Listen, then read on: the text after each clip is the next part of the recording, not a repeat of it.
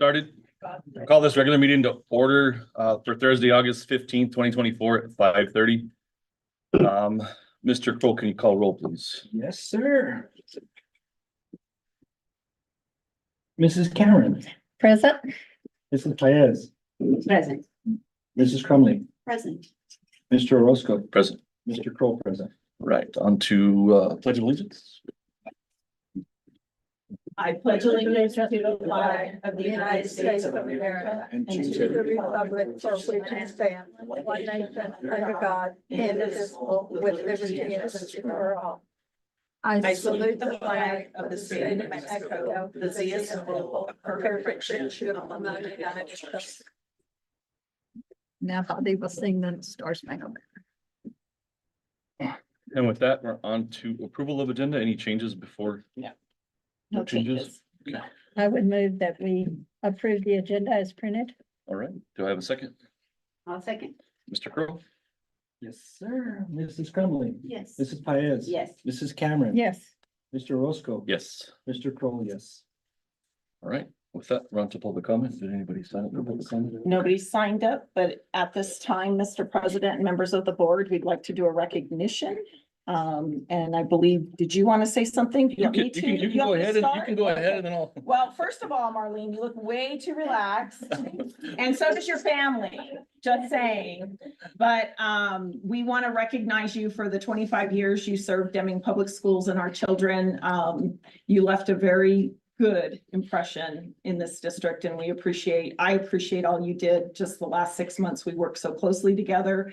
And I'm grateful that people choose to be educators, and you're the epitome of an educator who deeply cares about kids and our community. So thank you. And if there's anything, we have a little gift for you. So if you'd like to come up, and then if there's anything you'd like to say. I would like to just say that Marlene has had many hats in the role, and she's always, with one when I was working in the schools, willing to help and not just the adults, but to help the children be where they should be. And I've known Marlene for a long time too. Throughout the years, seen her change hats and do a bunch of different things, and always done a really good job in whatever she's done. So she's gonna be missed, the district, but that's the way it goes. We have to continue on, but that doesn't mean that you can't come back. Maybe I might. We'll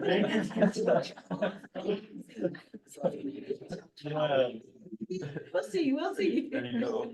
Thank It's you. little something for you, and on the back, it's engraved. It says 25 years serving our children, Marlene Padron, Deming Public Schools. And has a Charlie on the front. Little Charlie on the front.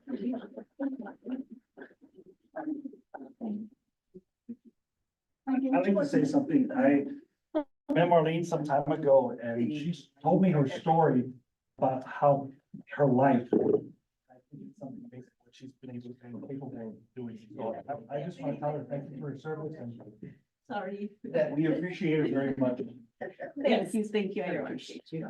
Yes. And I've known him for a very long time as well, when he was dating Sarah. So, yes. It's been a Oh, very so you long got time. stories for us, is that Yeah. what you're saying? I do have stories.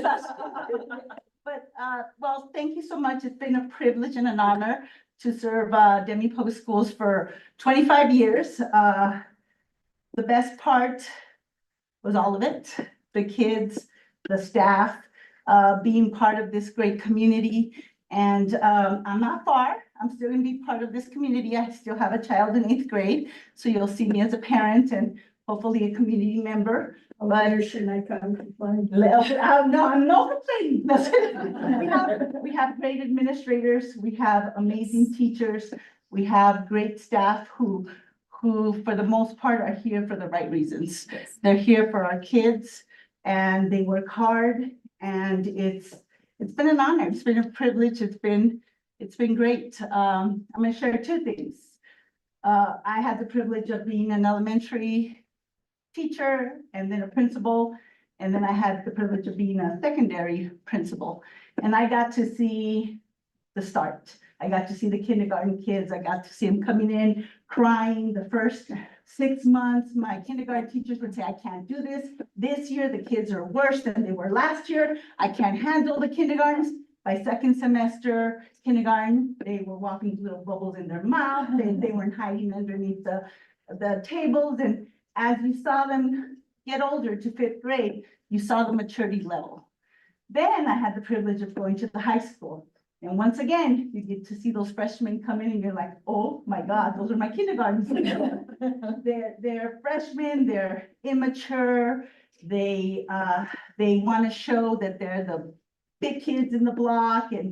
But then sophomore year, second semester, right after Christmas break, you see that change. You see them grow up and start to become the young adults that they're gonna be, and it's amazing to watch that. And the greatest part is when you're up on the stage and you get to shake their hand and you know that somehow, hopefully you have contributed to their success. Yeah. And that was, Lozano laughed at me because I cried my first graduation. I didn't cry because I saw them, I cried because I made it. I survived it.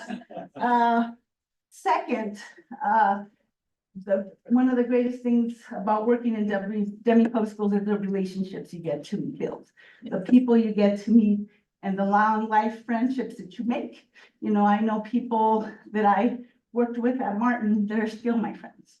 I know people in Columbus, at Bell, at high school, at the TAN, central office that I really have a very great respect for them and cherish their friendship. So that's what Deming Public Schools has given to me, and it's been great. So thank you guys. I appreciate you guys. Thank you.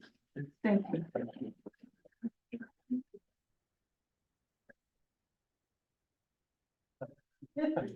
One of the tallest ones. Right in the middle.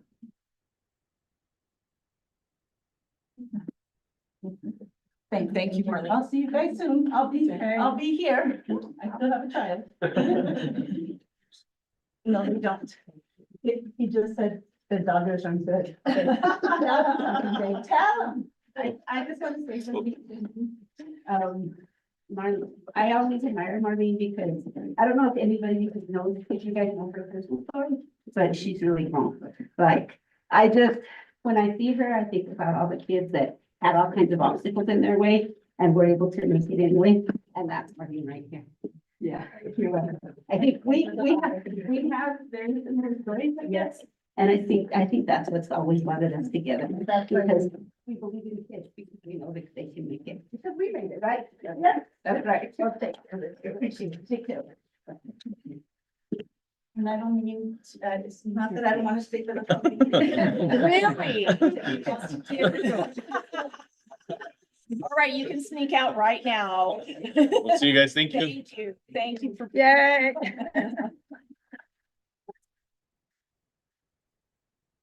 All right, on to reports. McKinney Bento Program, Mr. Chavez.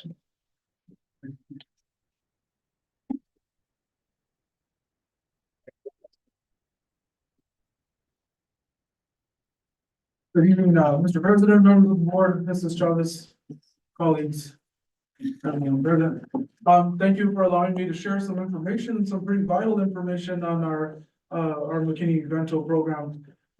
We have a lot of things to celebrate, some things that we're continuously working on, and of course, there's always next steps for us as well, as to where we're going in the future. I want to go over I wanted to just kind of go over what McKinney Bento means, the eligibility determinations for each child that qualifies for the program, and kind of the process of what it takes to be part of receiving services for ourselves. First of all, students who are living with someone other than their parent, students living doubled up, or students living in hotels, motels, or shelters. It's pretty interesting right now. This is the most we've had in our local shelter in the years that I've been director, which we'll go over here in a minute. But we have currently a family in a 2-bedroom trailer that's housing 9 children. And the sleeping arrangements are very, very tight for them. Is it a are they getting fed and they're getting clothing and they're getting what they need? Absolutely, but it's still not adequate housing for that child, which qualifies them to fall under the McKinney Ventures program. So that's one thing I wanted to bring up. The number of doubled up students in our district, currently, we have 177 students that are in that category. And of course, they're due to economic hardship or for any other reason that would qualify for them. You all on your board there have a McKinney Vento Queen, which she's hopefully can help us if I skip on anything there. Students who are living and also, so we have 8 students right now living in shelter in our shelter downtown.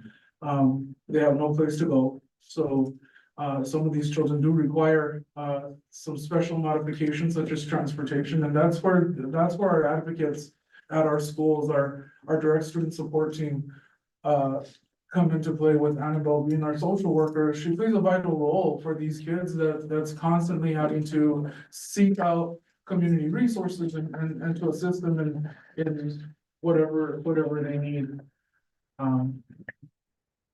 It takes a lot of us to sometimes to get the correct services for a child, and sometimes last minute POs, which as we have to stretch finance, and sometimes it's food, and sometimes it's shelter. I mean, it all depends on the situation for the family. Students who are living with someone other than their parent, that's big, and that number is also growing. So we have 30 students, but this is where McKinney Mental is what I consider being somewhat subjective, because there can be a child that lives with grandma and grandpa, and we do the interview, and grandma and grandpa don't need the help. They're stable, they have a home, they have income, and they deny services, and they say, I don't need anything. We got everything, Mr. Chavez, everything is great and wonderful. And that's why it's so important that our intake process is down pat, because we want to make sure that not everyone is going to receive the extra assistance. There are some though that say, I don't need any help, I don't need school supplies, I don't need shoes, I don't need anything, but would you like us to assist them in the classroom? Would you like us just to keep an extra eye on monitoring them in school? And that's when we will qualify them. And that's just to assist them and keep an eye on them. And so everyone, it's a tailored plan for every child, and it takes a lot of time for us to interview the families that come in. One of the improvements in the past few years I've been working with Sarah and her department is a notification that, so now that everything is online, it asks the questions of how students are when they're enrolling. If there's a doubled up situation or even a rent, that we get a notification in our inbox saying this family needs assistance. And even before they finish the application, we already have noticed that, because by law, we have to protect these children up to, they do follow, if they do qualify as McKinney Vento for immediate enrollment, and then it takes our people to get what do they need? Sometimes it's a birth certificate that they don't have, or they've lost it in a fire, or whatever the case may be. And so and I think that's on the agenda today, to look at some of those guidelines. They're extensive. And I'm glad that everything's coming out there. These are things that we've done for years and years, but now they're gonna be a little more, just a bit more public. Some of the services that we provide for our kiddos, I won't read them all to you, but I think some of the biggest ones is school enrollment, like I mentioned before. School choice is another one. If a child is enrolled, if a child becomes homeless and they started in kindergarten at the time, and now, let's say that's where they began, and then they moved to another location, to another place that's maybe not as stable, but, and they're now in the Bell District, we still, by law, have to provide transportation to their school of origin, because we don't want their schooling to be interrupted, and another barrier in place for that child. So it takes us to advocate for the kiddos and to ensure that they have what they need. Can they choose to? They can choose for their convenience, but it needs to come from the family. We might even suggest, and if they're okay with it and the child, everything's fine, then a lot of times that does occur. But if they choose, by law, they have the right to stay at that school. Thank you. And so sometimes that's hard, because we don't have a bus route, pushback. We don't have a bus route in place, we don't have things that they absolutely need, and so it takes a lot of work for us to maneuver and get them what they absolutely need, but we all work together to make sure that they succeed. We don't have money for rent, like to pay people rent or to things like that. We have to advocate in other areas to assist them in bringing those resources in. The grants do allow us to maybe help pay for gas or to get them a cell phone, a temporary cell phone if we need to. We do have a few of those things on us, but we're very selective of who we give them to because it does become an issue, or they do try to take advantage, some people also, so it's hard for us sometimes to balance that out, so they're not wasting us of the resources for other families that absolutely need it. But it's a very heartwarming. It's a hard population to serve, but it's very heartwarming because of the specificity, and you see those kids grow and you see them celebrate their successes, and that's kind of keeps our people going and working so hard with. On the next slide there, you'll see that currently already, I'm not saying, we have 215 students as of today that have already qualified for McKinney Vento, and that's the breakdown by school. And we're only in August. So if you can see at the end of last year, we ended the year with 298 students. We're well close to that number now, and we will surpass that number this year. By the time the year ends. So the way McKinney Vento works is at the end of every year, the slate is clean. We have no McKinney Vento students on June 30th. Once July 1st comes, it's our job as a team to start the intake process with every single family again. To see how they're doing, has their situation gotten better? If they've improved, if they're no longer McKinney Vento, we uncheck that flag on Infinite Campus and no longer need assistance. They get to know our people very well, and the families come and trust our people to help them and support them, especially when it comes to schooling and absences, since now all of our DTCs kind of they're assisting not only with the McKinney Vento population, but also with attendance. So they're focused on both. That's all I have. I don't know, do you have any questions for me? Any questions? Comments? How much of, or I don't want to say how much, what is your work to go visit the homes, and is that every year? Do you have a pattern? Do you have or Well, just when needed? no, well, we call them into the office, and if you go into the Florida branch for the first month that we're back on contract, it's a bit busy. And we make either the appointments are here to meet with us, or we take our home liaisons or our home visit people to go and make the visit there and complete the intake at their home, whichever they need, if we can, try to. Thank you. Yeah. So, also I'll talk a little bit about budget, because we do leverage different pieces. Title I does have a home set aside amount that we allocate in case the grant, doesn't meet the needs of everything we need. And we've already tapped into that this year, well, for other reasons, right? And then, also, it's not very much money that the state gives us or allocates for us to meet the needs of the kiddos. This year, we only received 23,000. And I think when I first started, we were at 30. So in the last 6 years that I've been director of this program, it's significantly, $6,000 is a lot of money for it. 6 or 7 is a lot for it too now. So just keep everyone abreast together. So leveraging and rating other pieces is very important. Any other questions, comments? Okay, thank you, sir. Great job. Thank you. Thank you, Armando. On to Indy Deming, Ms. Berger.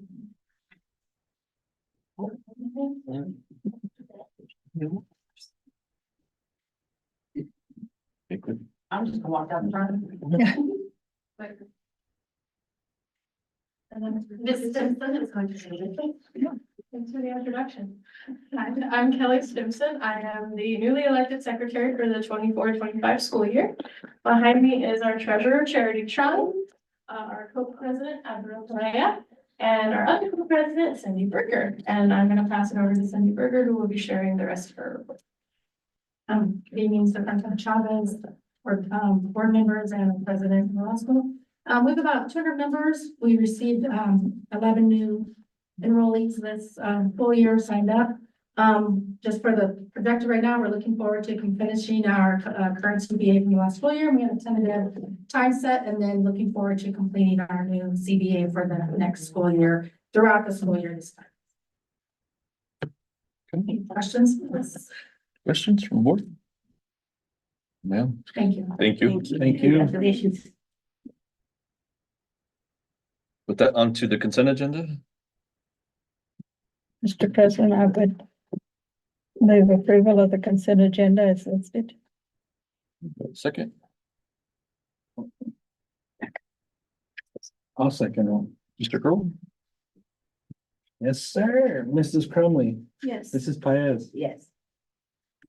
Mr. Orozco, Yes. Mrs. Cameron, Yes. Mr. Kroll, yes.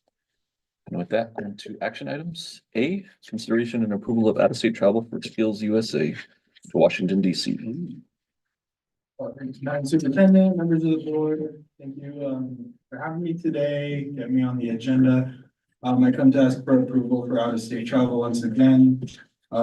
Because we have a elected state officer for Skills USA. She's one of 5.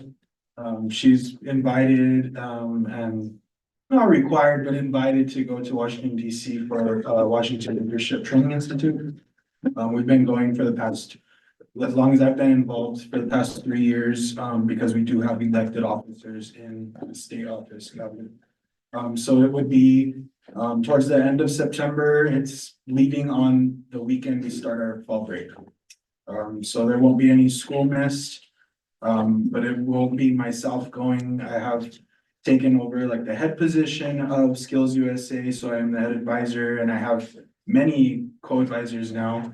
I've involved all the trades this year, carpentry, welding, nursing, culinary, myself, and Mrs. Worksweet. I kind of gathered a team together, so now we'll be taking more trades up to Santa Fe and Albuquerque in the springtime. That's great. So Liz Apodaca will be sponsoring this trip with our elected officers, Ashley Lopez, to her senior year, and she's a great student and a great leader, and that's what I come before you to ask. Any questions? I would move, do we need a motion? Yes, ma'am. I move to approve the approval of the out-of-state travel for Skills USA to Washington, DC, September 21st through the 25th to attend Leadership Training Institute. Have a second, I'll second. Mr. Kroll? Sir, Mrs. Crumley, Yes. Mrs. Orozco, Mr. Orozco. Yes. He didn't answer, he knew better. Mrs. Cameron. Yes. We gotta make it exciting sometimes. Mrs. Paez. Yeah. Mr. Kroll, yes. Thank you, Mr. Ortiz. Thank you. Sorry about that. No worries, no worries. On to consideration and approval of budget adjustment requests. Mrs. Doyle has quite the list. This is how you keep it exciting, right? Yeah. Good evening, Madam, Mr. You confused I everybody. guess so. I confused myself. Everybody's, Members of the board, Superintendent Chavez. Before you, you do have a number of budget adjustments. The first one is actually a grant that we received from the Southwest New Mexico Council of Governments. This is $40,000. We have allocated $10,000 for ballet folklorico. It's tough for me to say. Very good. And 30,000 for mariachi. So I'd just like to say a little bit, that's the money that I asked Senator Hemphill at the last legislative session for, that we wrote a letter for to replace uniforms. I know that's not what they're called in mariachi, but I can't remember. It starts with a T off the top of my head. Traje. Yeah, so that's gonna help replace their outfits. The next one, oh, I'm sorry. Go ahead. The next one that you have before you is a FFA grant that Red Mountain received. And they will be purchasing supplies for gardening. Is that correct? I believe that was. Yes. For, Raised bed and. raised beds. Okay, thank you. You're welcome. Then the next one you have is just our grads, grant, It's something that we have every year.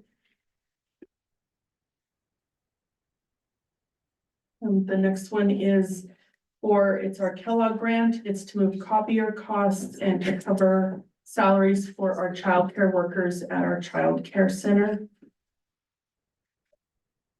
Number 16 is something, so when we receive our money from the county every month, we do have to pay county collection costs. It's 1% of the revenue that we receive. And this is to move money to cover those county collection costs. Number 17 is to move money to cover an EA or a preschool EA that is at Bell. Actually, I'm sorry, it's not at Bell, it's at Chaparral. Number 18 is to transfer money for additional compensation for our after-school program coordinators. Number 19 is to cover, so this is our Medicaid funds, and this is to cover costs for our one-to-one EAs. That's additional support that our students need if they require one-to-one EAs. Number 20 is for our migrant students, and it is to cover costs for student supplies and services. And almost last but not least, this is for our high dosage tutoring, and it is to cover salaries for the grant as well as the finance manager for that program. Did you say the name again? High dosage tutoring. I thought that's what I heard. And then finally, number 22, you will be approving the purchase of an activity bus later in the agenda. And so you can see here, we are moving money. We did budget 260,000 for that bus. The quote came in significantly higher. So we are moving $45,000 to cover the cost of that activity bus. Additionally, we are looking to transfer $120,000 to vehicles to purchase small vehicles for both our safety and transportation departments. So how much is the previous bus you talked about? The activity? So we budgeted 260,000. It came in at 305. I'm sorry, I'd have to get back to No, you how that's much okay. the last one was. I don't know off the top of my head. I just know that we need additional money to purchase this new one. We budgeted what we had thought it was gonna be, which is that 265, 275. And it came in significantly. Yeah, Yeah. thank you. Is that normal for that to happen? It's a big chunk. Well, since the last time we bought one was 2 years ago, 18 months ago. So costs keep going up. Yeah. They just, And even more so than this, so I know that, if you guys approve this, Mr. Viso will put in the purchase rec, and it's still over a year before Oh, yeah. we'll even see it. so I guess the last one we received about 18 months ago, but we actually ordered it like 2.5 years ago. And it takes that long because the demand? Wow. Production. And I believe that is it, Mr. President. Any questions, comments by the board? If Afraid not, to I'll ask entertain a any, motion. it might cost. If not, I'll entertain a motion. I'll move approval of the budget request as it presented. Do I have a second? I'll second it. Mr. Crowe? Yes, sir. Mrs. Crumley, Yes. Mrs. Paez, Yes. Mrs. Cameron. Yes, Mr. Roscoe. Yes. Mr. Crowe, yes. Thank you, ma'am. On to item C, consideration and approval of certification of assets for SY 24-25. Ms. Doyle. Yes, Mr. President, members of the board, Superintendent Chavez, this is a listing of all of our assets that we have at the district. We are required for you to certify it as part of our annual audit every year.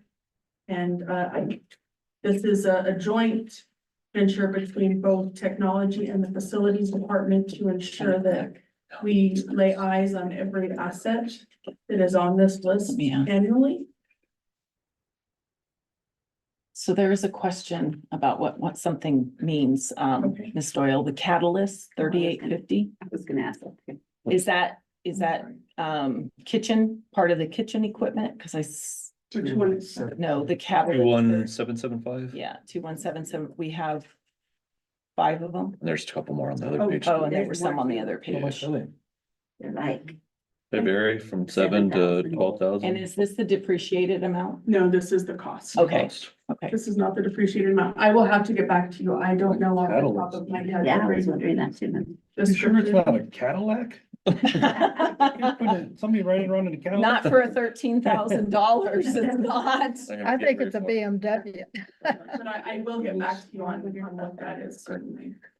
Just a lot of them. Well, it's a network switch. It has to Oh, do it with is? us, it's part of the, yeah, I'm looking it up right now. So it's a technology. It's a item. technology device. device. Thank you. I don't know what to call it, because I don't, Good thing you're. Yeah. Any questions by the board? If none, I'll entertain a motion.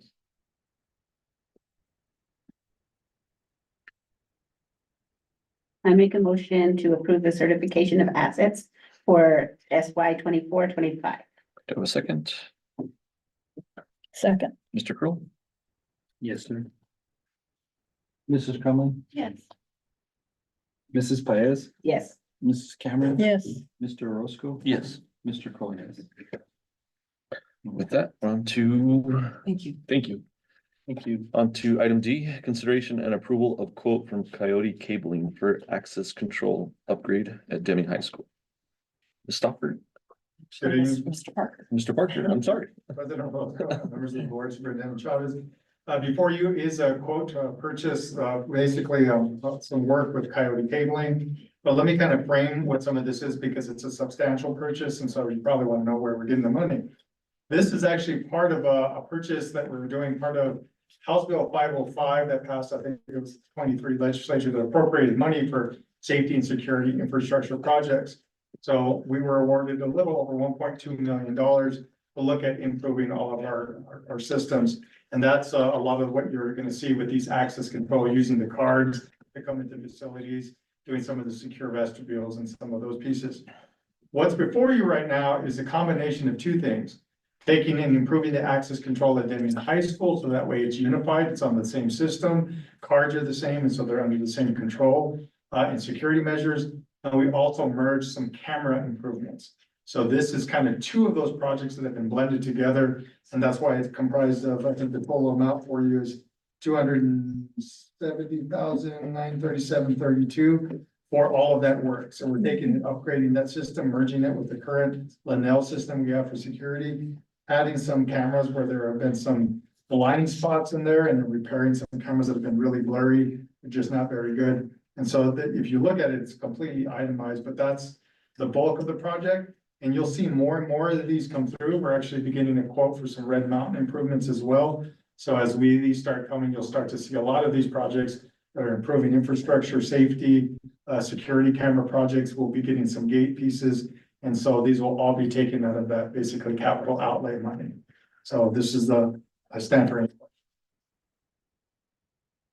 Well, it's not coming out of our pocket, the state's paying for it. huh? Correct.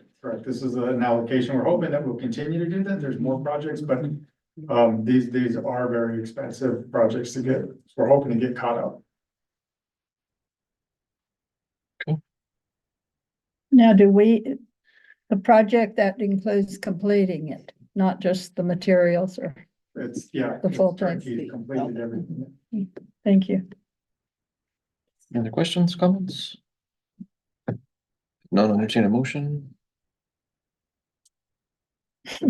I'll move to approve the quote from Coyote Cabling for access control upgrade at Deming High School. I'll second that. Motion and a second, Mr. Kroll? Yes, sir. Mrs. Crumley, Yes. Mrs. Paez. Yes. Mrs. Cameron, Yes. Mr. Orozco, Yes. and Mr. Crowe, yes. Right.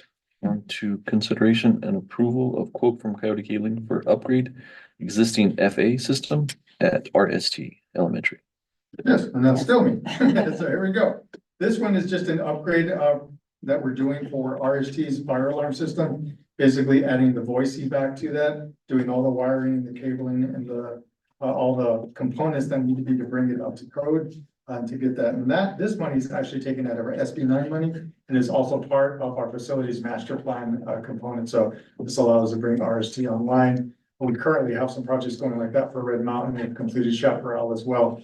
And so we're gonna kind of keep these upgrading the current systems we had out of SB9 monies. So it's part of our facilities upgrade and maintenance. And then the new projects will be coming out of the safety security. So this is a stamp for you now and 71,884.80, I believe. Which was a grand total of 153, Oh, is that- 704. oh, yeah, that's correct. There's I'm sorry. another page. That's the other one, yeah. So 153, 704.33. That's just Materials. for. That's the total labor. materials. That's just labor. And yeah, sales tax for labor. We were hoping it was a discount. Yeah. me too. Questions? No, we need it, so. Mhm. I'll entertain a motion. I'll move to approve the quote from Coyote Cabling for upgrade existing FA system in RST Elementary. Second, Second. Mr. Crowe? Yes, sir. Mrs. Crumley, Yes. Mrs. Paez. Yes. Mrs. Cameron, Yes. Mr. Orozco, Yes. Mr. Crowe, yes. All right. On to consideration and approval, How much money have we spent already tonight? on Oh, to consideration and approval of quote from Beck Total Office Interiors for seating replacement at central office. So I'll start with that one, Mr. President, members of the board. We started the replacement of furniture that was cleanable and sanitizable, I guess is that, if that's a word, at our schools. And then we went to central office over on Florida. And now we have money left in our art funds that we can replace all the seating in here that with fabric that is, again, we can sanitize it. This furniture is about 30 years old now.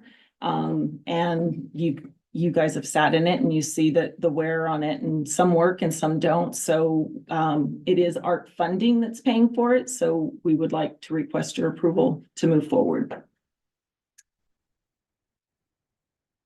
I like the idea of being able to clean. Oh, yeah, and it has to meet that requirement, and it's every office space. It's not just a few, it's not just here, it's every office will have their chairs replaced. And it'll cost, We are also adding kind of a lobby chairs as well that are also easy to clean and Right. sanitizable. Right, I guess that's I a don't know if word, that's a I'm word not now. sure. But yeah, so we're also creating kind of a lobby space as well to go along with that, and that's included in the quote. Right. so it's 79,990. Yes, Okay. yes. Any other questions? If none, entertain a motion.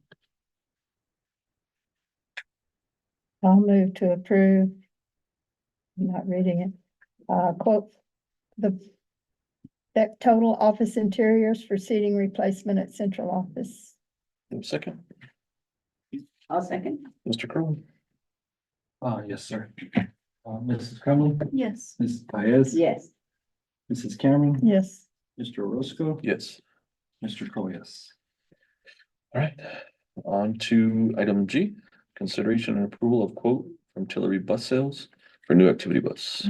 Good evening once again. So here's the detail on the bus, so we can kind of look at that. This is an activity bus that we're looking at purchasing. It did come in substantially higher than we had projected. There is a supply and demand. They're predicting over 12 months to deliver this. We're actually looking at probably closer to about 14 months, but we're hoping for the best. There is quite a supply demand issue across the country with that. I was talking to another colleague, and he's even for just a regular school bus, they're predicting about a 10-month wait on those. So we're able to kind of get this going for that I also want to note that this purchase allows us to stay in compliance with our Title IX requirements to allow, be able to serve all of our varsity teams and be able to transport them in an equitable fashion. This does include the same kind of profile that our current fleet has. We have 4 activity buses and 2 spares, and this allows them to be outfitted the same with the same interior pieces, as well as the custom paint that everybody likes, which is the Wildcat bus piece, and that's a very popular thing. And although it's not a Title IX requirement, it is something that people would request. They want the Wildcat bus, and so we're requesting permission to purchase this bus. Does this lock us in and whether prices go up or down, we're? Yeah, once we okay. order this, we lock it in, Okay. and that's kind of where we We don't go. have to, okay. The 4 activity buses that you said we have, are they all painted or is it just the one? No, we have, I think we have 2 that are painted. I think there's 2 that are yellow. Yellow. Yeah, 2. Yeah, we have 2 painted yellows. yellow and then-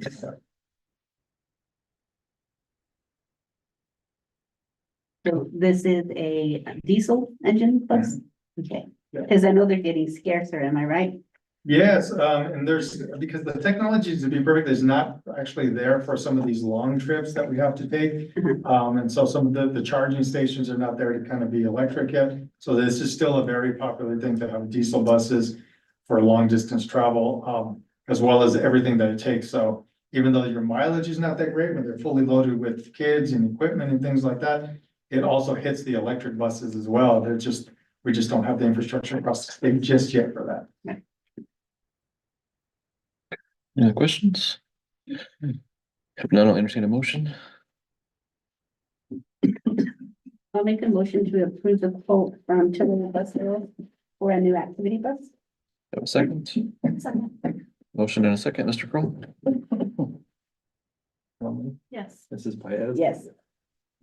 Mrs. Cameron? Yes. Mr. Orozco? Yes.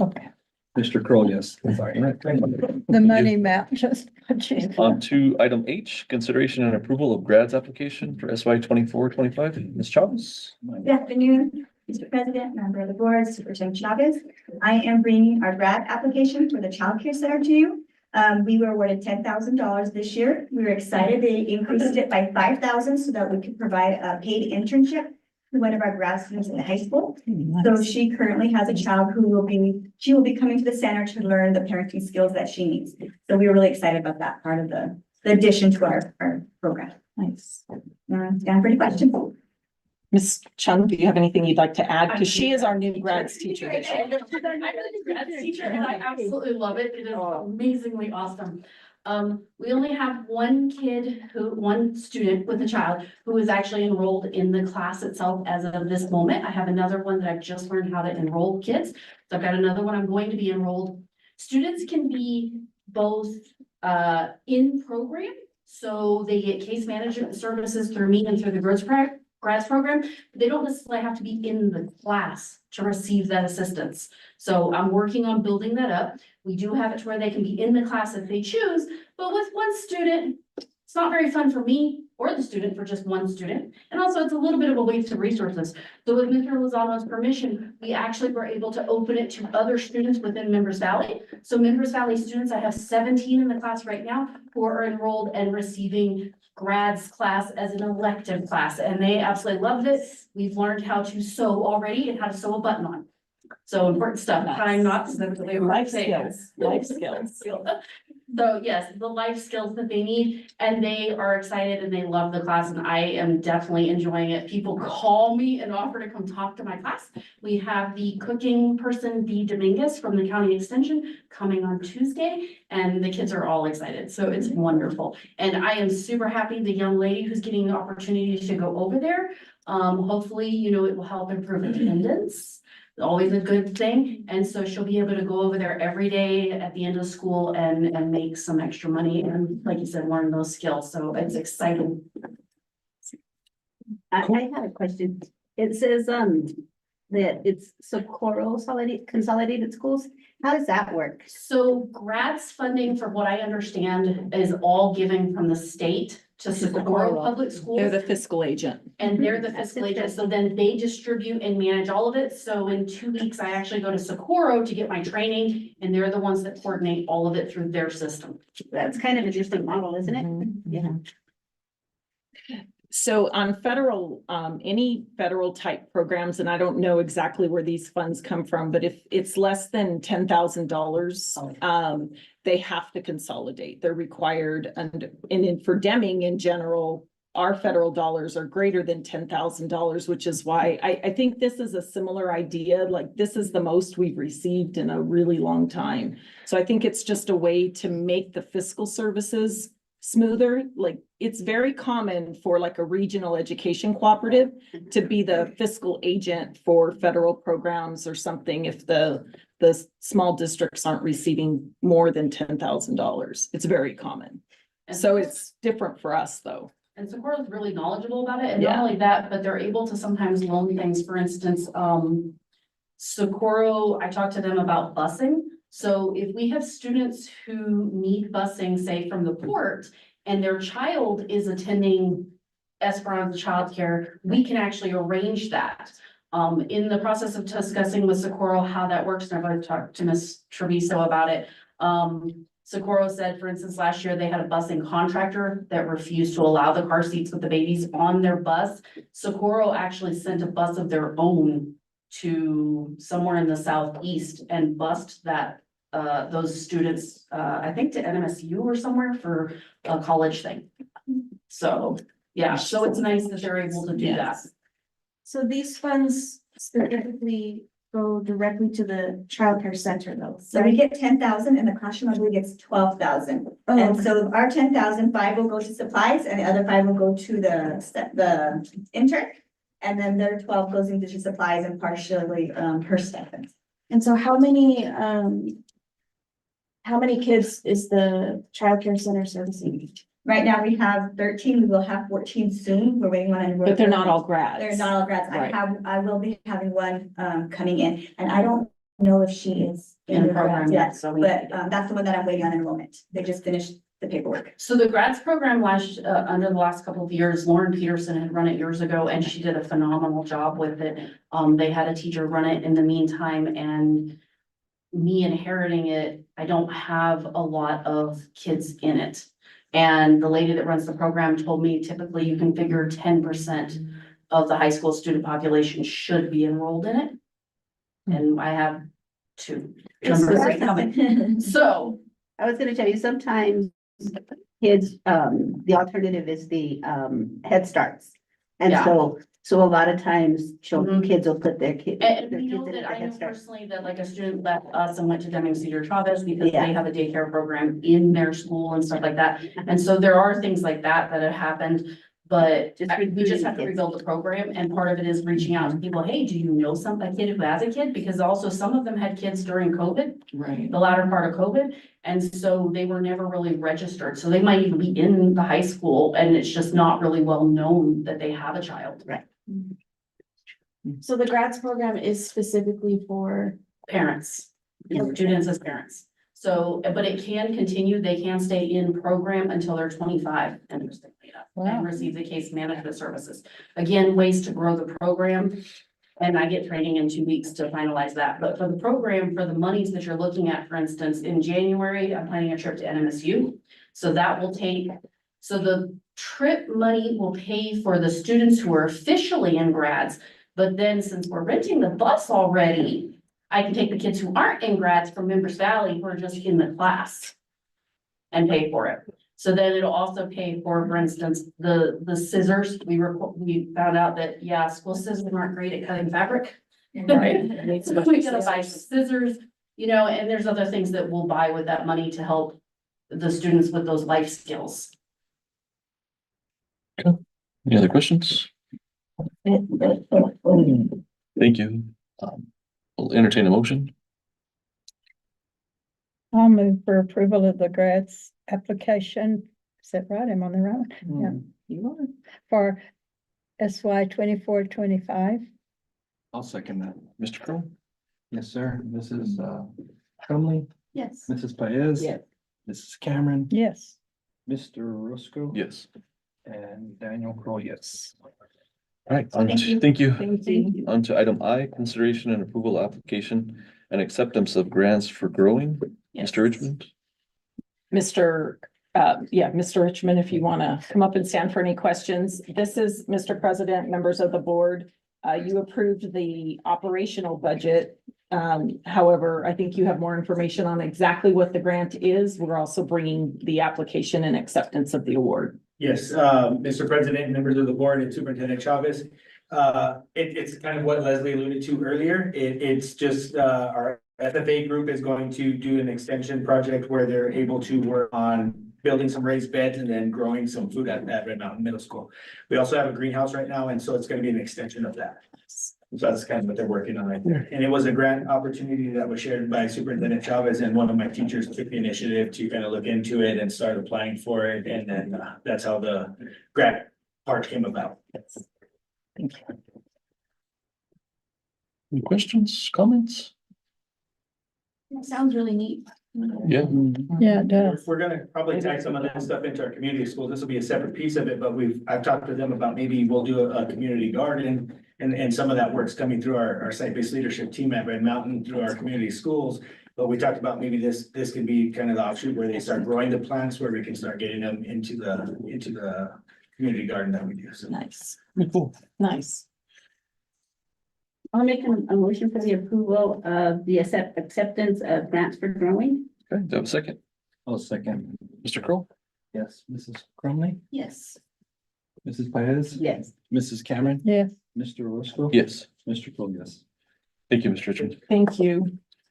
And you'll bring us something someday from the garden? On to item J, consideration and approval of memorandum of understanding with Southwest Regional Education Cooperative for new teacher mentoring, coaching, training, and support.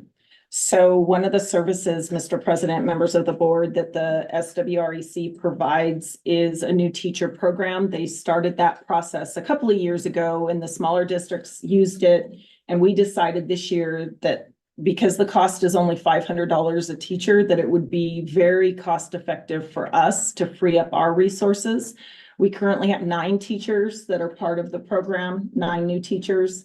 And they have the instructional coaches, they have them from early elementary all the way to high school. So it is extremely valuable to us to have that support. So we ask for you to approve the agreement with them.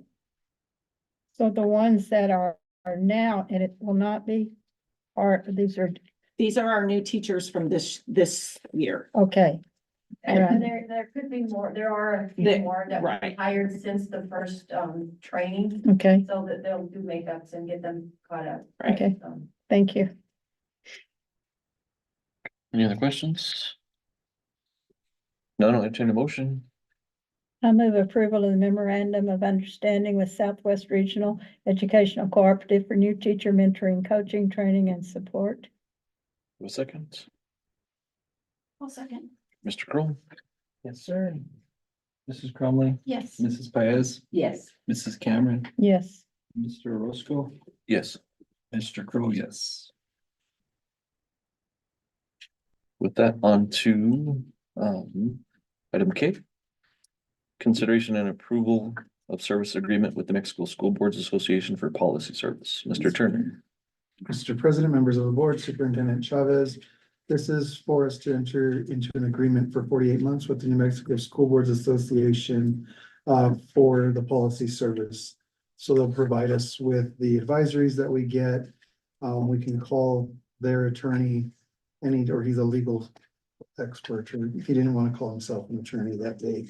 But we get to do that with them. This is the agreement that locks us into that, and it'll be for 48 months. And so the total cost is about 18,500 over the 48 months.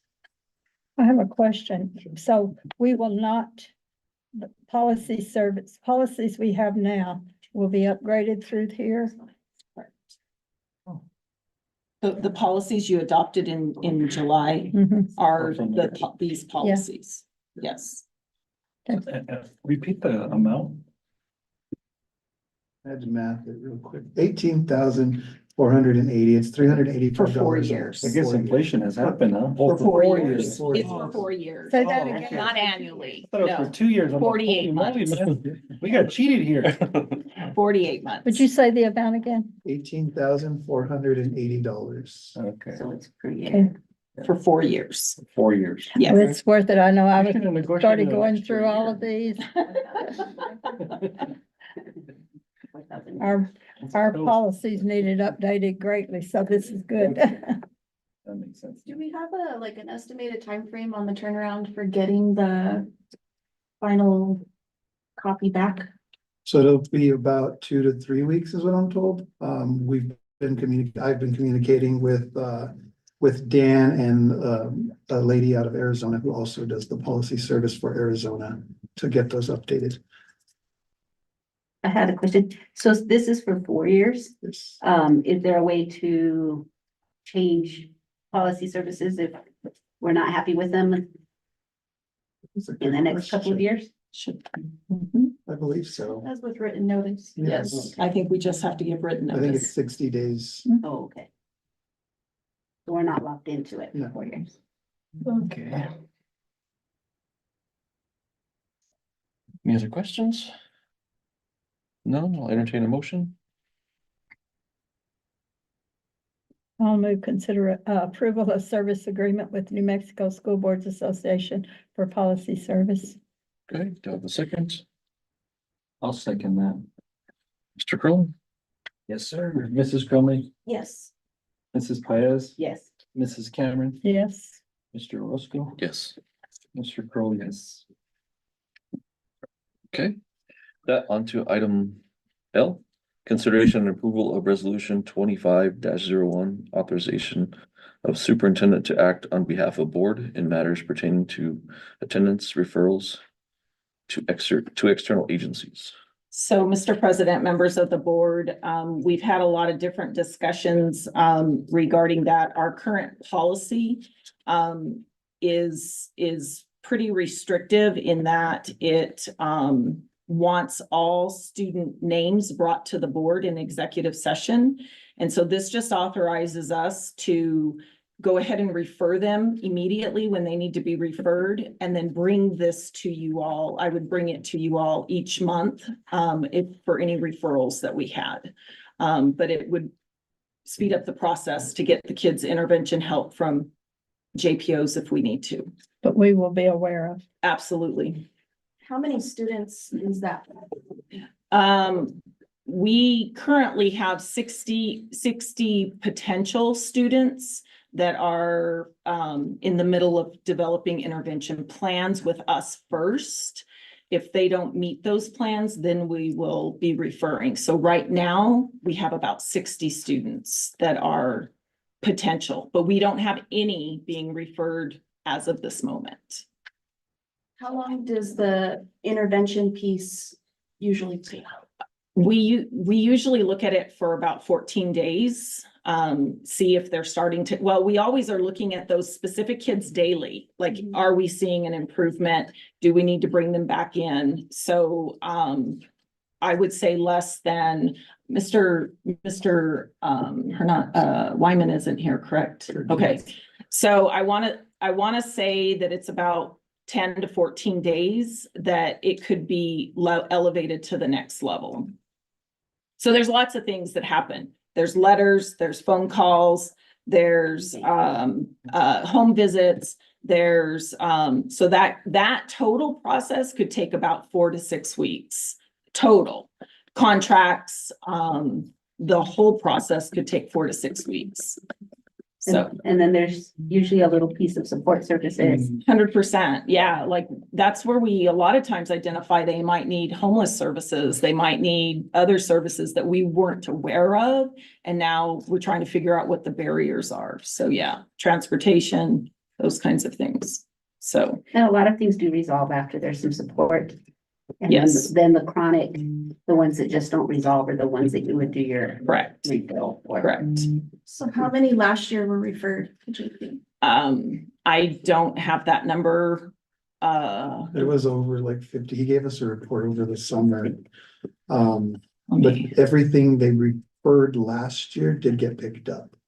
I don't remember the exact number. He did come in and give us a report on that. So what would be the reason, I guess, for the district to want the board to delegate something in law that's already given to the board to do, what's the reason that the district wants to delegate it to the superintendent? Timeliness. So like the 60 that are in service right now, we may need to refer them next week. They're not on the list yet to refer, but if we can't locate them, if there's some other circumstances, we cannot refer them to external agencies without that authority to do that.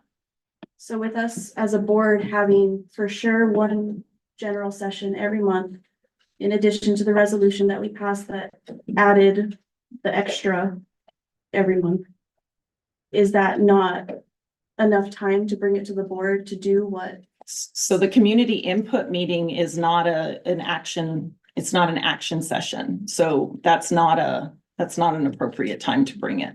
And the general meeting's not either? I think it's too far in between. I think there's too much time in between. So that means that we would have to go in closed session Every single time you would have to go into closed session, we'd have to give you the list, yes. And we wouldn't be able to refer them until that was done. But you would keep us Absolutely. abreast on how many and Absolutely. what's going on and how is it work there? Absolutely. I can tell you from experience, it's really important to get them in Yeah. services as soon as possible. So, Well, I don't think that's what the issue is. The issue is the school is definitely already doing interventions. The only time that you're ever going to consider referring a child to JPO is if they are not responding to interventions by the district at all. And they're excessively absent. Like, it seems like it's very narrow before it even comes to the board. And my concern, I guess, is that if state statute provides that this is the board's responsibility, then I'm not convinced that the only reason is timeliness for the board to say, you know, never mind, we're not gonna do it, we'll just have you do it and you can just let us know how it goes. I think as a board, we have an obligation to do this thing because state law says we're supposed to. If state law says it, then we need to do it. And it does include with consultation with the superintendent. It's not, I just don't understand why the board would need to delegate something that's already specifically something that the board is supposed to do. After the interventions don't work, and only if students are excessively absent.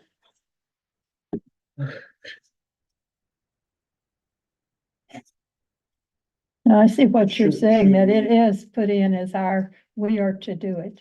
Should we maybe just table this and so we can have a board discussion about it? I'm sure. It's just an Absolutely, you're idea. right. Just an idea so we can get clarity, a little bit more clarity on it. Can do it. That's your motion. That's my motion, is just table. Motion to table has been made. A second. Second. Okay, Mr. Crowe? Mrs. Crumley, Yes. Mrs. Paez, no. Mrs. Cameron, Yes. Mr. Orozco, Yes. Mr. Crowe, yes. Okay. That's been tabled on to number 9, superintendent's report. Yes, so we have some first reads on a couple of policies that we'd like to recommend some revisions to. On J0650 student admissions, we do require boundary school students to attend their boundary school unless, of course, there's other extenuating circumstances related to CYFD issues or homelessness. And so in order to, our current policy does not require proof of location of being in the boundary, and we're asking that you would update that policy to include some type of documentation that indicates they live in that school boundary. So this is a first read. We're happy to take recommendations, feedback on the piece. And the second one is on J1000. It's the admission of homeless students. We just are asking that you clean up, that the language be cleaned up. For some reason, this This policy all of a sudden refers to the superintendent as the chief executive officer.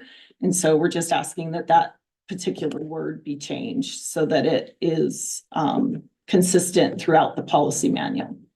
And with that, happy to take any feedback, suggestions, because this is just a first read. Can you go back to 0650? See the language again there. That was the first one, yeah.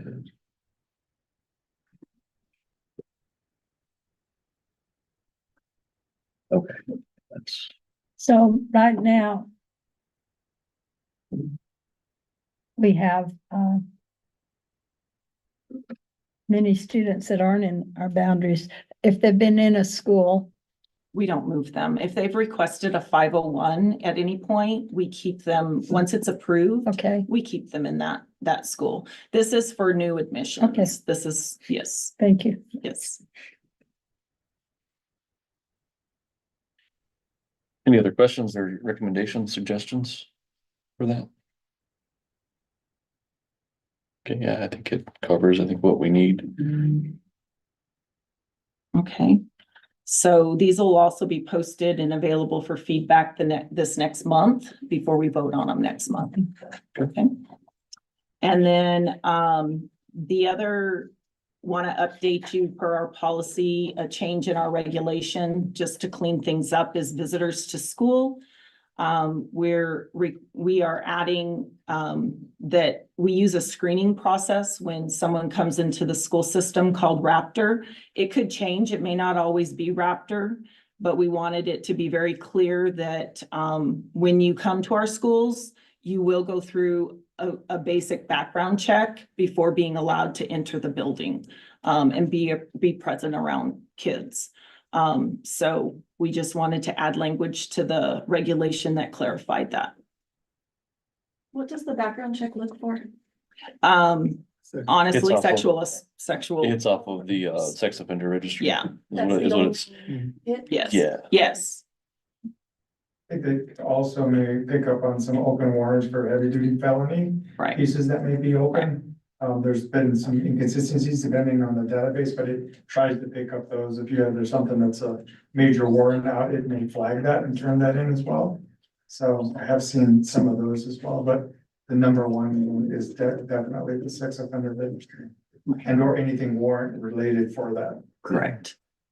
And this is gonna be district-wide? It's always Already been, we just wanted it clarified in regulation with the new policy service and what's being published. We wanted families and anybody to be able to see that this is part of we wanted it to be clear that it was part of our practice. Whenever you're screened or that particular system you're talking about, is it by like your driver's license? Yes, So if or somebody- ID, state ID.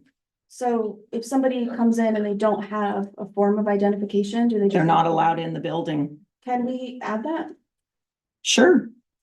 Sure, we can do that. Just- You have to have some form of identification Mhm. in order for us to. Picture Yeah, identification. yes, Yeah. yes. One thing, it says all visitors must display their visitor badge, all It visitors. prints after they. It prints like literally a picture of you. Yes, it does. On the sticker, so.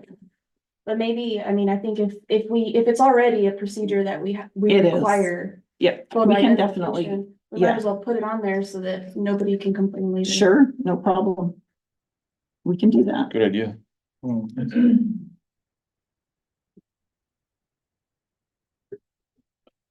Anything else on that piece? Before we go through the first item in the report under district updates, I would like to invite our consultants who have been facilitating the strategic planning process and the opportunity to just give you guys an update, answer any questions you might have.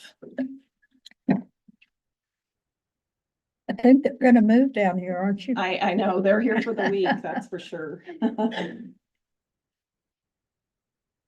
It's been great. We had our community meeting our business meeting this morning and had a very nice turnout. It was It was a very good turnout. Good evening, Elizabeth Velasco, members of the board, Superintendent Chavez. Wells. We just wanted to provide you with a brief update. We were here about 3 weeks ago and spent 4 days and had the opportunity to meet with all of the departments, 2 of the schools. We went to Columbia. We saw the children unloading at the border, getting off the bus, and we actually walked across the border with some of them that day. So, and then, but up to date, we are back this week and most of next week, and we've been very busy. So would just like for you to know that as of today, we've met with all of the departments, principals, and 7 of the 11 schools. So we have 1 tomorrow and 3 next week. And we engaged with the business community this morning, as Superintendent Chavez said, and also had a nice conversation. Representative Jennifer Jones was here, and she gave some really submitted some good ideas and valuable input. And The other one, wasn't Gabriel? Yeah, and Mr. Ramos. Yes, He's a yeah, candidate. Mr. Ramos, He's a yeah. candidate. Oh, yeah, that's right. I'm To sorry. volunteer in the schools actually Yeah. to work with students around careers and resume writing and interviews, mock interviews, that sort of thing. But to date, we've met with approximately 300 people and asked them to give input into your board goals. I really have to say the departments gave us a lot of great information. They were wonderful to meet with us and answer our questions, and the schools have all been prepared to receive us. It's the first time I think we've worked in a district where we've shown up at a school and they were like, oh, was that today? But not here. They're ready for us. So that's been very, very impressive. So I want to thank the superintendent for that. And then we also have about 300 parent, family, community surveys that will be going out in the next few days, and it will go out English and Spanish. And then I think that's, I just want to say too about our departments. When we've asked for information, they've sent it to us right away or provided it to us. So that's been really great as well. And when we've needed clarification, they've been very responsive to our calls. So I'll let Denise tell you where we are with next steps and what we've already started to begin while we're here. So, Sure, and just to add what Bobby shared, we have another activity next week. We're going to be meeting with about 40 high school students. We're going to do 2 separate focus groups, one at the early college high school and the other at Denning High in Members Valley. And I have to say, students always give the best information. It's good to hear they're the end users of the product. Yeah. You know? There you go. So I just want to talk a little bit about the actual plan development. We're in the process of developing a framework for your document. Superintendent Chavez has a binder of examples of full-blown strategic plans and 3 full pamphlets that go out to community members in English and Spanish. So I'm sure she will share those with you. Our target completion for approval of your plan is at your October board meeting. That's what we're working to hit as a target. We'll be needing a few things from you. The first thing is a letter from the board, and you have some options. You could draft a letter from President Orozco on your behalf. You can draft a letter that you all sign, or the third option, which we're pretty keen on, is having each of you develop a brief paragraph, including 3 things: your interest in serving on the Board of Education, your thoughts on strategic planning, the importance of having a strategic plan, and your legacy. So we don't need to make any decisions right now, but if you can think about that and get with Superintendent Chavez on that. And Superintendent, we'll be needing a letter from you as well. Okay. So as Bobby said, we'll be here all next week until Thursday. And after that, we'll have all the information from all the schools, departments, and so forth, and we'll start identifying those key priorities and start crafting your plan. And we'll be in constant contact with Superintendent Chavez back and forth. And I guess with that, do you have any questions for us? Question for the board? Is there going to be a meeting for community? Yeah, yes. Superintendent Chavez covered that, on August first. Oh, okay, so not with you all. Yes, one, and then it was business, community today. Okay.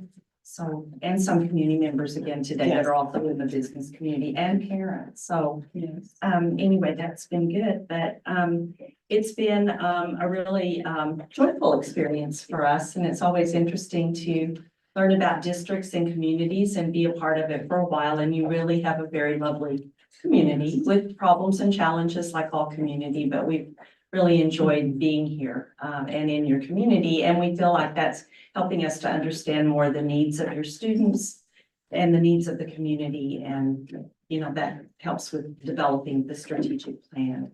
And, as Denise said, Superintendent Chavez has some samples from previous plans and the three types of information we need from you in terms of a letter from the president or the board or the individual board members. If you flip through those, you'll find different, the boards have done different things that we've worked with. So, but that's totally up to you, but we will work with you, on that as well.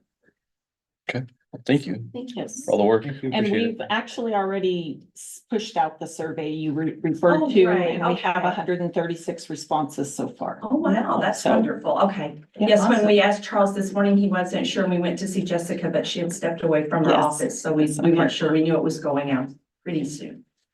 So. Well, thank you. Okay, Appreciate it. Thank you so much. Thanks for the Appreciate you guys. opportunity to work with your district. Yes, It's been ma'am. a great experience for us too. Yes, ma'am.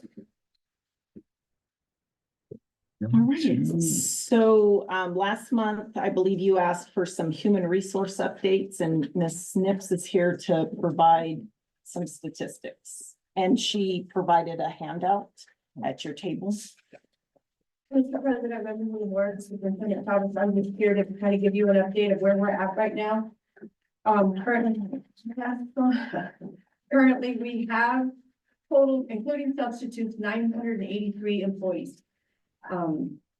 We do have 27 openings right now, and I broke it up, the two charts.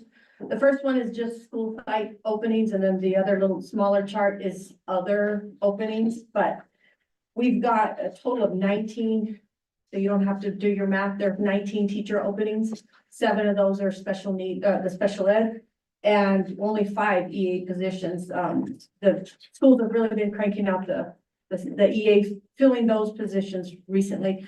We're just kind of at a standstill with teacher applicants right now. It's just the nature of the beast at this time of year. And 3 other openings. We've got a principal opening at Bell. We've got 1 custodian and a security position. So that's what will complete our schools to have them fully staffed. You'll see that early college is not listed. Bell is listed. And Members Valley, those are the 2 that are fully staffed right now. As far as new hires, 40, we've hired, and I should have done the math on this one, but I think it's 135 we've hired since July 1. 43 of those were teachers. We've hired 5 administrators, and they're listed out there for you. We've hired 30 EAs.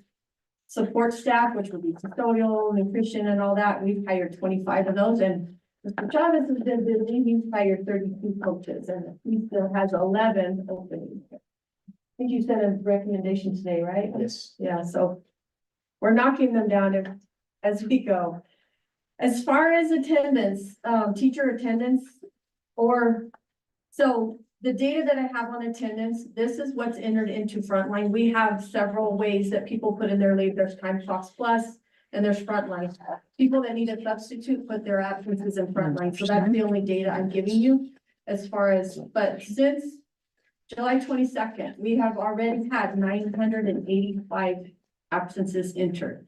Some of those are FMLA because we have about a handful of people that have already missed every day. So, you know, that's a big chunk of those days because they've been out on FMLA, but 822 of those 985 have been sick days. With COVID kind of rearing its little ugly head again. We're struggling sometimes in the village. I know Mr. Richmond called me, he's not here, but he called me the other day and he's like, so, but I think we got it back. We got it covered. Just so you know, we've got total absences needing a substitute. There was 856, and we're averaging about a 54% fill rate. We had 101 subs returned from last year. We returned them. With those 27 openings and 19 of them being teachers, 19 of those people are taken out of that 100 to be a long-term sub. We've also hired 18 of those people. So now we're down to about, our sub pool is down to about 74 people. So, and I did have Cindy Berger, she's like, we don't have subs right now. And I'm like, you see, we've got 800 absences and we've got 50 some odd or 74 some odd people to fill those. So plus we've got the EA jobs that are being covered as well. So we're working, we've got 24 more onboarding next week. And if anybody asks you, well, why is the substitute application offline right now? Our process is we open it. Once we get a certain amount of applicants, then we start processing. We've got to follow, we've got to check their backgrounds. We've got to, do all that stuff. We train them. They do 3 days of training and then we open it back up so that we can get another pool. So right now it is down because we are fixing to train next week, but we'll open it back up just in case somebody's like, we're not even hiring stuff. We are. It's just a process. I got that question the other day. Yeah. So, but that's where we're at. And any questions in any of this? Man, It seems like a big numbers. Yeah. But do you think that these numbers, is this usually how it is? It is, and actually, I can't go back and look at what our openings were last year, but I do know, I don't have the final number, but I do know we're in a better shape this year than we were last year. As far as openings. So that's every day we have 820. No, that's how many we've had since July 22nd, since the first day. yeah, from that. And that's considering 800. So what do we typically have every day? You can take that I number, gotta give you the hard. take that number and divide it by 30. Yeah. Give divided it- by give you an 10. average? We've had 19 19, school okay. days. Yeah. Yeah, Oh, there you go. 19 well, divided here's by- the date, like, August 13th, 73 were absences and, 900. The average is about 43 67 a of those day. needed a substitute, and like I said, we have 74 subs. So what happens whenever there's not enough subs? We pull other We've got staff. principals covering classrooms, we've got staff, okay, they're on prep, our staff is really stepping up and they're helping us, with everyone, we have to pull an MEA. But we're trying to avoid pulling support from the classroom. Sometimes the specials get canceled. Right, specials, I mean, there's a lot of things that happen. And our hardest day to fill is, Fridays. Fridays. Our average Friday fill rate is 46%. So Fridays, Friday. there's 46% rate, absence. Yeah. We don't fill. Exactly, Oh, we don't 40, fill. We yeah. can't fill. I'm sorry. Almost That half. we have more absences of staff on Fridays? Yes. Yes, definitely. That's always. And been- Mondays Fridays and Mondays, and after the holiday. yes. Our lowest day that we didn't have subs was actually August 13th, and we had a 31% fill rate. And we had 73 absences, so. But we also had training going on that day. We had PD going on this week as well, so it was just an odd week, but. Yeah, and I know we had staff today from one of the departments, they went and helped at a school site. I mean, that's what you asked, what do? We pull together and we go help. So is there anything else that the district can do to brainstorm to try and make it better? It Especially just on- doesn't seem like pulling other people away from their jobs. No, Just it's doesn't not. seem like the answer. Especially on Friday. Right. And Or Mondays, I mean. just the unemployment rate, in town, I mean, there's available positions, but people don't apply. We had 4 openings at one school, today, and we had a list of people, we called every person on that list, not one person picked up. So, and that's the beauty of subbing for a lot of people is I can work when I want to, and But to answer your question, I think pay could be one of those things we look at, like, is there a way we can pay more to attract more? But that's not always the answer. I mean, sometimes it is, but maybe there's some incentivization we can do. I'm making up all sorts of new Well, words. especially on Friday, I mean, I know people get sick. There's gonna be somebody that gets sick all the time, you know, there's Sure. nothing you can do about it, Sure. but especially like on Fridays or maybe Mondays. We could do something to try to encourage people to, hey, So they not put their you know, appointments on Yeah. Friday. Or Well, a lot and- of people will put their appointment on Friday. We're not unique. I think this is going on across the nation. And it may be just reaching out or doing some research and finding out what other districts are doing, because it's a balancing act, because the applicant pool is like a bunch of other professions, that the applicant pool is shallow. And it's just people aren't interested in careers. It's more of a situation of, well, I'll be here for a couple months and then I'm gonna move on to something else. And so there's not that interest. All the jobs you filled, there's not a million vacancies, right? Like you filled a lot of jobs. I think what I'm hearing though is it's a really common trend for people to call in on Mondays or Fridays. Right. And that's concerning. I understand if someone's legitimately sick. Like, Sure. I do, and I agree. I think people should take personal leave when they want to. But maybe we need to study whether people are abusing leave. And we are looking at that. We're starting, you know, we don't have enough data, but we are starting to look at trends and seeing who's got, I pulled every person who's put in, and you know, the people that are in 2 digits, they are the FMLA, but everybody else is, you know, we are only 3 weeks in and some people have 8 absences, but That's a lot. but some of the I said COVID reared its little head. Some people are bringing a note and saying, you have to be out 5 days from a doctor. So, you know, that's our other challenge. Well, and it's a fine line, because I mean, you're entitled to leave, but you're also, we also want you to work. So it's a pretty fine line, and you can't tell people either. I mean, there's federal law that dictates all that as well. So it's tough. And I'm starting to get a ton of emails from like agencies. Are you having trouble with subs? So you're right, it's a trend and they're all capitalizing on it. So. Yeah. We're not unique. Yeah. Thank you, ma'am. Thank you. Oh. Things have changed. To construction. On to construction, and I believe I left a document for you as well, at your. The single sheet paper? This Yes, one? the single sheet paper. Ms. Stoffer, yes, I went ahead and just set them at their table. Just to give you an update on the projects and where we're at. Won't read it all to you, but give you the big highlights. President Roscoe, members of the board, Madam Superintendent. We've been busy. I'll start with the track, because that's what's on everybody's mind.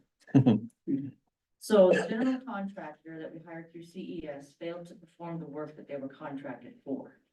They did not properly prepare the track for new surfacing.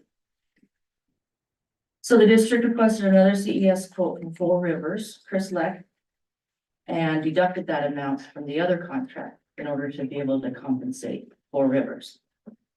They are going to be finished tomorrow, and then we will meet with Fisher Tracks on Monday to get a schedule finalized. Any questions on the track? I had wondered why it was still dirt, so. Should have been done by the end of July. We also wondered. Wondered. And then Columbus is moving right along. They're installing all the refrigerant lines at night. They start working at about 4 in the afternoon. Our Mr. Woods' staff and Bradbury's staff are working together to, when one of those existing units goes down, they just get together, get it back running so we can keep the classrooms cool. They have units going down every day now, just indicative of how important this project is to get done. Memorial, they're at about 60% complete, 12 more units to install. And the end of August, they can give the neighborhood 11th Street back.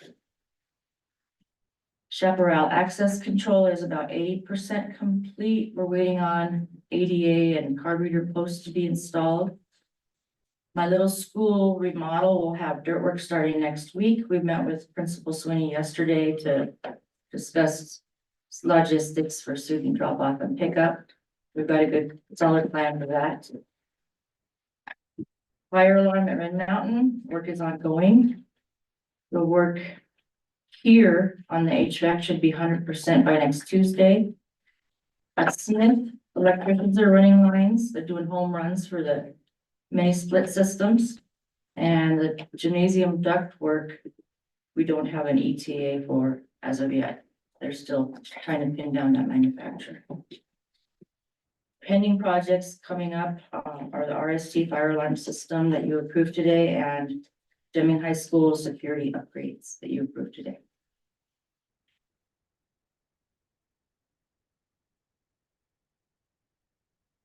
Did we get the pressure figured out at my little school? Are we gonna have to? Not yet. We're still crunching numbers, waiting on the engineers to make up their minds. But it was a better situation the last time they ran the test. So we're hopeful that we won't need a pump. It made a big difference when they fixed that fire hydrant. Right. Yeah, the pressure readings have stabilized and we're getting the same pressure readings that were originally kind of posted as James and Dymar. So they went out there, it was a joint project, really appreciate city kind of coming out, fire department all gathering around, make sure we have a system that's gonna be ready. And that the engineers can take a look at to make sure that we do exactly what it's supposed to be engineered for. Perfect. Okay. Any other questions by the board? No? Thank you. And the last report that I have is just giving you feedback. You all approved when you approved the calendar, the open house, the Friday before, and we had 472 responses.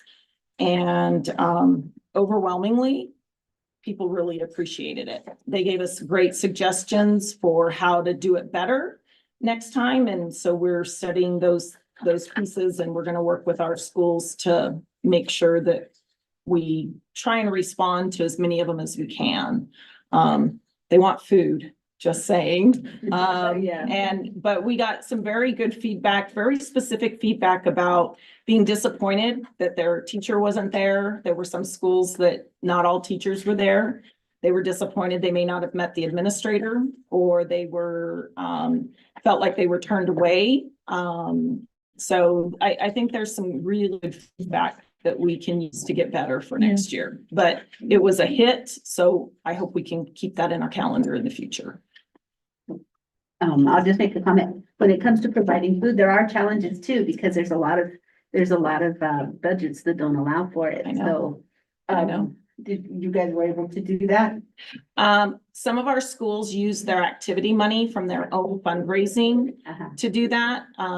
There's some limited operation times we can do that. Like it's very limited, the type where we can get that money from, but or how we can pay for it. But I know like our local vendors have been incredibly supportive of giving us discounts, and they don't give us the food because they can't afford to do that, but they have been really good about sharing in costs. Yeah. So we'll just have to get creative. And I would agree, it does attract people. It does. Yeah. It does. And this couple of schools that had it, like they had off the chart responses. Oh, it was so nice to have food and just be in a really relaxed environment. And it wasn't more about the food as it was about the environment of being able to sit down and have a picnic with everybody kind of thing. Yeah. So, yeah. It was a good thing to do this year. All right. So with that, on to announcements. Any board member requests for agenda items? I'm gonna make a request. There was a parent that called me about the student badges. I want to know the details on it. What's the story? Because there's some schools, like, he has 2 kids in 2 different classes. Some use it, some don't. What's the story on it? What's happening? I know it's for safety, but let's dive into it and see what it's about and what's going on. If we're applying it, we're using it, or what's, because we did buy the technology, see what's going on. Okay. Any other requests? I just wanted to add, if we could, even if it's not in the next meeting, maybe the one after that, if we could get an update on our advisory school councils. You'll be approving them at next month's meeting. Okay. they've been working on that and reaching out, so, yes. It's already on. And there should be a live, a link, I sent to Jessica this week. I don't know which day, but so that we can push it out online if there's anybody interested outside of the normal people they call, that schools call. Anybody interested, they'll be able to submit their request to be on one also. So you'll be able to approve those next month. Okay. And then let me just say at the next work session, the input meeting in September, Bell School, I believe, is going to be presenting on their data. We're going to try and have one school a month. Just give you updates on their data, their DASH plan, which is their strategic plan that's required by the state, and kind of their next steps. So every month we'll have a different school just sharing more information about their school to not take up the board meeting time, but we'll have that. Oh, that's good. Okay. Good. Any other requests? No? Okay. So next regular meeting will be held September 19th, 2024 at 5:30 PM. The meeting will be held at the Emmett Shockley Administration Building here in Deming. And with that, I'll entertain a motion to adjourn this meeting and move into closed session. Mr. President, I move that we adjourn our meeting and move into closed executive session. Will you read the rest of that, Mrs. Cameron? The closed executive session will allow for the board and the superintendent to discuss the following as authorized by the New Mexico Open Meetings Act. The discussion of limited personnel matters, section 10-15-1 H2. The discussion of personally identifiable information about individual students, section 10-15-1 H4. The discussion of threatened or pending litigation, section 10-15-1 H7. I'll read that too. Yes. There will be no action as a result of closed executive session. All right, and I'll entertain a motion. So that was the motion. So I need a second. I'll second it. Mr. Kroll? Mrs. Crumley, Yes. Mrs. Paez, Yes. Mrs. Cameron, Yes.